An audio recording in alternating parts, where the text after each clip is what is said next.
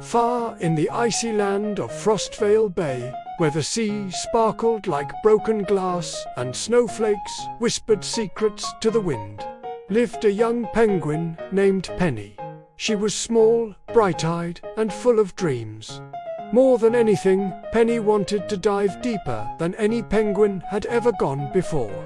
Each morning, she watched the older penguins glide gracefully through the waves. They dove deep, disappeared into the blue, and returned with shimmering fish. Penny clapped her flippers in admiration. "One day, I'll dive like that too," she said eagerly. Her best friend, Lumo the puffin, chuckled kindly. "You will, Penny, but it takes time and practice." Penny nodded, but her heart buzzed with impatience. Time, she thought, is too slow for dreams. The next morning, she waddled to the edge of the icy cliff, took a deep breath, and leaped. "Watch this," she cried as she splashed into the cold water. But as soon as she tried to dive, she kicked too fast, twisted too soon, and came sputtering back up, coughing bubbles.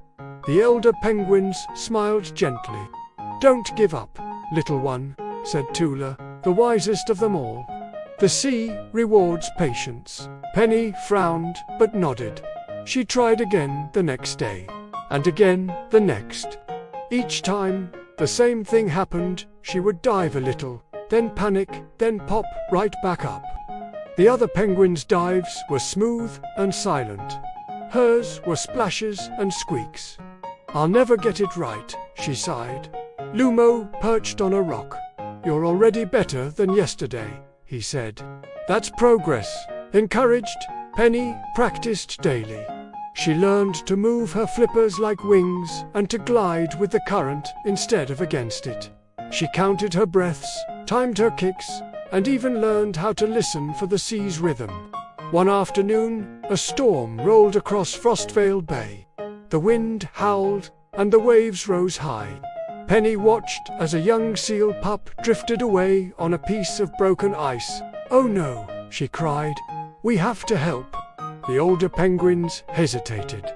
"The current is too strong," Tula warned. But Penny had spent days studying the currents, the rhythm, and the deep paths below the ice. She looked at the swirling waves and whispered, "I can do this."